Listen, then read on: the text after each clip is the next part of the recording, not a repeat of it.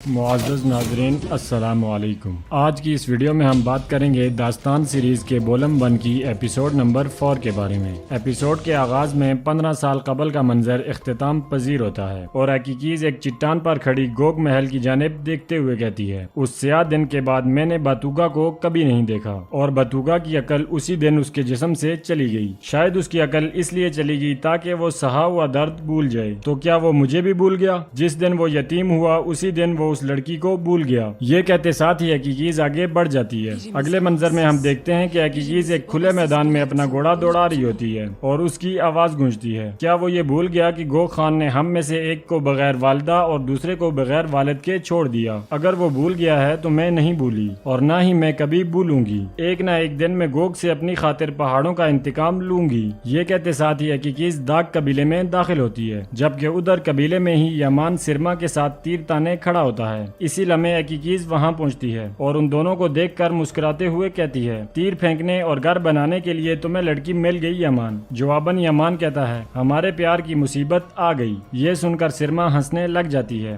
یہ سب سن کر وہاں آنے والے کناتا کہتے ہیں، یمان اگلے ہفتے کی دوڑ میں تمہیں شکست دے گا، یہ تیر اندازی کی دوڑ میں اول نمبر پر آئے گا اور لڑکی لے لے گا، یہ یہی کہہ رہا ہے۔ یہ سن کر حقیقیز پوچھتی ہے، تو آپ نے مان لیا کناتا؟ یہ سن کر یمان کہتا ہے، تم نہ مانو، جب دوڑ میں جیتنے کے بعد میں اس سے شادی کروں گا تب تم دیکھو گی۔ اس پر سرما کہتی ہے، تم مجھے دوڑ میں تو لے جا رہے ہو یمان، لیکن ہم شادی کیسے کریں گے؟ ہمارے پاس کچھ نہیں ہے۔ یہ سن کر یمان پریشان ہو جاتا ہے تو حقیقیز کہتی ہے، چلو لوٹ مار کے لیے نکلتے ہیں، شاہراہ ریشم پر گوگ مملکت کے قافلوں کو لوٹتے ہیں۔ یہ سن کر سرما بہت خوش ہوتی ہے، مگر کناتا کہتے ہیں، یہ نہیں ہو سکتا، تمہاری آخری لوٹ مار کے بعد شاہراہ ریشم گوگ مملکت کے سپاہیوں سے بری ہوئی ہے، تم وہاں پکڑے جاؤ گے۔ پھر کناتا یمان سے کہتے ہیں، اور تم اپنا تیر مشرق کی طرف پھینکو تاکہ اس کے گرنے کی جگہ تمہارا گھر ہو، خدا کرے تیر گرنے کی جگہ تمہاری قسمت بن جائے۔ یہ سنتے ہی حقیقیز اس خواب کو یاد کرتی ہے جب اس نے بابا کے کہنے پر تیر ایک عقاب کے نقشے پر دے مارا تھا۔ اس کو یاد کرنے کے بعد حقیقیز بہت پریشان ہو جاتی ہے اور جب یمان تیر پھینکنے لگتا ہے تو حقیقیز کو پریشان دیکھ کر پوچھتا ہے، کیا ہوا حقیقیز؟ بتاؤ حقیقیز کیا ہوا؟ تو حقیقیز پوچھتی ہے، چولپان خاتون کہاں ہیں؟ جواباً سرما کہتی ہے، وہ اپنے خیمے میں ہیں۔ یہ سنتے ساتھ ہی حقیقیز تیزی کے ساتھ خیمے کی جانب بڑھ جاتی ہے، جبکہ خیمے کے اندر چولبان خاتون اپنی خادمہ کے ساتھ موجود ہوتی ہیں اور ان کی خادمہ نقشے کی جانب اشارہ کرتے ہوئے کہتی ہے، چین والیا تانق کا خاندان، انہوں نے گوگ مملکت کے خان کو 15 سال پہلے ایک جال میں پھنسایا۔ چین برسوں سے گوگ مملکت کے ساتھ حالت جنگ میں تھا۔ آخر کار چین کے شہنشاہ نے گوگ مملکت کے خان کو اپنی بیٹی بہو کے طور پر دے دی۔ اب وہ امن میں ہیں لیکن چین پر بھروسہ نہیں کیا جا سکتا۔ اسی لمحے خیمے کا دروازہ کھلتا ہے اور حقیقیز خیمے میں داخل ہوتی ہے۔ اسے دیکھتے ہی چولبان خاتون کی خادمہ نقشہ چھپا کر اس کے اوپر بیٹھ جاتی ہے اور چولبان خاتون غصے میں حقیقیز سے پوچھتی ہیں، استبل سمجھ کر ہر جگہ دوڑی چلی آتی ہو، یہ خانم کا خیمہ ہے؟ جواباً حقیقیز کہتی ہے، معاف کرنا خانم، مجھے آپ سے کچھ کہنا ہے۔ تو چولبان خاتون کہتی ہیں، باہر چلو میں آ رہی ہوں۔ یہ سنتے ہی حقیقیز خیمے سے نکل جاتی ہے۔ اس کے جانے کے بعد چولبان خاتون بھی کھڑی ہو کر جانے لگتی ہیں تو ان کی خادمہ پوچھتی ہے، اگر اس نے بعد میں پوچھا تو کیا کہوں؟ جواباً چولپان خاتون کہتی ہیں، بتا دینا کہ خانم چولبان مجھے گوگ مملکت کے محل میں داخل کرنے جا رہی ہیں، اسی لیے میری تربیت کر رہی ہیں۔ پھر غصے سے کہتی ہیں، کیا کہو گی؟ کچھ بھی نہیں کہو گی، یہ ہمارا راز ہے۔ یہ کہتے ساتھ ہی وہ خیمے سے نکل کر حقیقیز کے پاس آتی ہیں اور اس سے پوچھتی ہیں، کیا پوچھنا ہے تمہیں؟ تو حقیقیز کہتی ہے، خانم ہم گوگ مملکت سے انتقام کب لیں گے؟ اس پر چولپان خاتون کہتی ہیں، کیا تم مسلسل گوگ مملکت کے قافلوں پر ڈاکہ نہیں ڈال رہی؟ اس سے بڑھ کر اور کیا لوگی؟ یہ سن کر حقیقیز کہتی ہے، اس طرح نہیں، حقیقی انتقام وہ انتقام ہوگا جو الپاکو خان کی روح کو تکلیف پہنچائے گا۔ تو چولپان خاتون پوچھتی ہیں، کیا تمہیں دیا گیا وظیفہ یاد ہے؟ اس دن تم نے کیا کہا اسے؟ تب تک روح اس جسم سے جدا نہیں ہوگی جب تک گوگ مملکت پہاڑ مملکت کے سامنے گھٹنے نہ ٹیک دے، اسی لیے گوگ مملکت کے لوگوں کے ساتھ جو کچھ کر رہی ہو وہ جاری رکھو اور انتقام مجھ پر چھوڑ دو۔ پھر حقیقیز کہتی ہے، میں نے خواب دیکھا، سارا یاد نہیں ہے، لیکن میرے بابا نے مجھے کہا، اپنی کمان کھینچو اور تیر پھینکو، جس جگہ تیر گرے وہ تمہاری قسمت ہے۔ یہ کہتے ساتھ ہی حقیقیز خاموش ہو جاتی ہے تو چولپان خاتون پوچھتی ہیں، کہاں گرا تیر؟ جواباً حقیقیز کہتی ہے،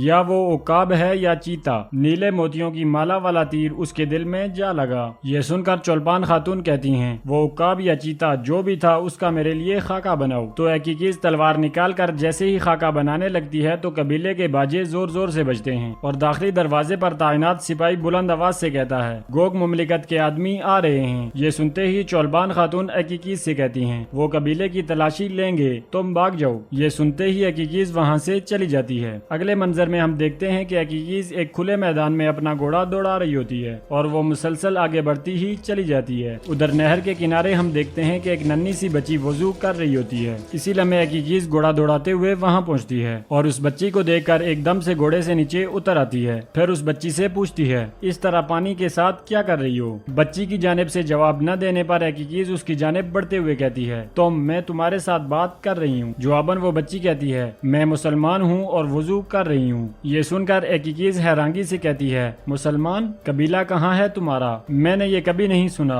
कौन सी नस्ल है ये? जवाबन वो बच्ची कहती है, अरे आप तो कुछ नहीं जानती, नस्ल नहीं है बल्कि ये हक का रास्ता है। ये सुनकर अकीकीज मजाक में उसके ऊपर पानी फेंकते हुए कहती है, कौन सा रास्ता है बताओ मुझे आलिम बच्ची। तो वो बच्ची कहती है, देखें इस तरह ना करें, आप मुझे बच्ची कह रही हैं और खुद मुझसे ज्यादा बच्ची हैं। इसके साथ ही वो दोनों एक दूसरे के ऊपर पानी फेंकने लग जाती हैं। काफी देर तक एक दूसरे के ऊपर पानी फेंकने के बाद अकीकीज खड़े होकर कहती है, ठीक है तुम जीत गई। मुसलमान बच्ची तुम्हारा कोई नहीं है क्या? फिर बकरियों की जानिब देख कर पूछती है, क्या अकेले जानवर चराती हो? जवाबन वो बच्ची परेशान होते हुए कहती है, मेरी माँ बीमार है और बाबा जन्नत में चले गए। ये सुनकर अकीकीज पूछती है, कौन सा इलाका है वो? इस पर वो बच्ची कहती है, ऐसी जगह है जहाँ नेक मुसलमान अपनी मौत के बाद जाते हैं। ये सुनकर अकीकीज पूछती है, क्या ये हमारी जन्नत की तरह है? जानती हो मेरे बाबा भी जन्नत में चले गए। इसी लम्हे गोग मुमलिकत के कुछ सिपाही घोड़े दौड़ाते हुए वहाँ पहुँचते हैं। उन्हें आता हुआ देखकर वो बच्ची बुलंद आवाज से कहती है, गोग मुमलिकत के सिपाही। ये सुनकर अकीकीज तेजी के साथ बच्ची के पास आती है। उनके करीब पहुँचने के बाद गोग मुमलिकत का एक सिपाही उनसे कहता है, हम उस चोर की तलाश में हैं जो खुद को 2 सरों वाले भेड़िए का पंजा कहलवाता है, क्या तुम लोगों ने उसे देखा है? जवाबन अकीकीज नफी में सर हिलाती है तो वो सिपाही बच्ची से पूछता है, क्या तुमने उन्हें नहीं देखा बच्ची? हमारे बादशाह ने उसे पकड़ने पर भारी इनाम रखा है, क्या तुम्हें सोना नहीं चाहिए? जवाबन वो बच्ची पूरे जोशो खरोश से कहती है, मुझे नहीं चाहिए, मुझे नहीं चाहिए। 2 सरों वाले भेड़िए का पंजा कैदियों को आजाद कराता है और फकीरों को खाना खिलाता है, अगर देखा भी हो तब भी तुम्हें नहीं बताऊंगी। ये सुनकर उस सिपाही को बहुत गुस्सा आता है और वो आगे बढ़ते हुए अकीकीज से कहता है, अपनी बच्ची को खामोश करो खातून। जवाबन अकीकीज कहती है, ये बच्ची है बहादुर,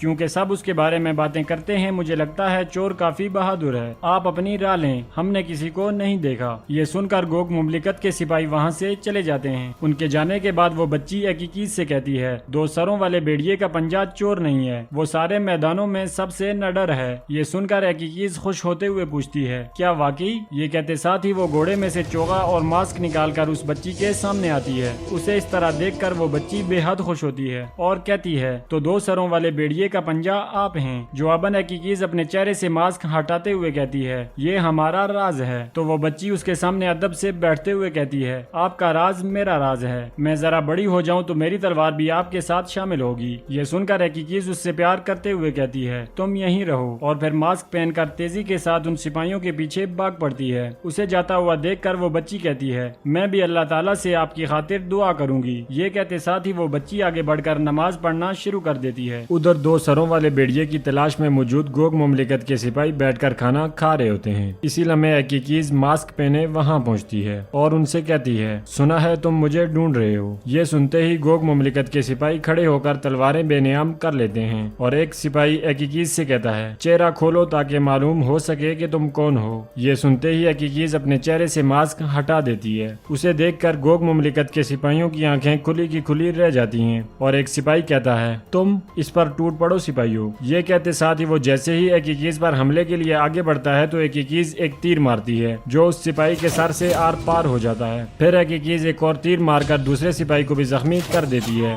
ये देखकर उन सिपाहियों का तीसरा साथी बाजा बजाने लग जाता है और दूसरे वाला जख्मी सिपाही हकीकीज पर हमलावर होता है तो हकीकीज उसे उठाकर जमीन पर पटक देती है। फिर अगले ही लम्हे उसे तीर मारकर मौत के घाट उतार देती है। ये देखकर आखिरी बच जाने वाला सिपाही आगे बढ़कर हकीकीज पर हमला आवर होता है, मगर हकीकीज कमान के जरिए उसे दबोच कर जमीन पर गिरा देती है। इसके साथ ही गोग मुमलिकत के मजीद 2 सिपाही घोड़े दौड़ाते हुए हकीकीज की जानिब बढ़ते हैं। उन्हें आता हुआ देखकर पहले हकीकीज दबोचे हुए सिपाही को मौत के घाट उतार देती है और फिर 2 तीर एक साथ कुमान में डालकर उनकी सिमत उस सिपाहियों की जानिब मोड़ देती है और अगले ही लम्हे उन्हें तीर मारकर जहन्नम वासिल कर देती है। फिर मास्क पहनकर जैसे ही जाने लगती है तो एक और गोग मुमलिकत का सिपाही वहाँ पहुँच आता है। उसे आता جاتا ہوا دیکھ کر حقیقیز رسی ایک مرے ہوئے سپاہی کے ساتھ باندھ دیتی ہے اور پھر وہ رسی اس سپاہی کی جانب پھینک کر اسے زمین پر گرا دیتی ہے۔ حقیقیز کی یہ مہارت قابل دید ہوتی ہے۔ پھر حقیقیز اس سپاہی کے پاس آ کر تلوار اس کے قریب زمین میں گاڑ دیتی ہے اور حقیقیز اس سے کہتی ہے الپاکو خان کی طرف اڑو اور ہمیں دیکھنے دو۔ یہ کہتے ساتھ ہی حقیقیز وہاں سے چلی جاتی ہے۔ تو ناظرین، اس کے ساتھ ہی ہماری آج کی ایپیسوڈ کا اختتام ہوتا ہے۔ اگر آپ کو ویڈیو اچھی لگے تو ویڈیو کو لائک کریں اور مزید ایپیسوڈز کے لیے ہمارے چینل کو سبسکرائب کریں۔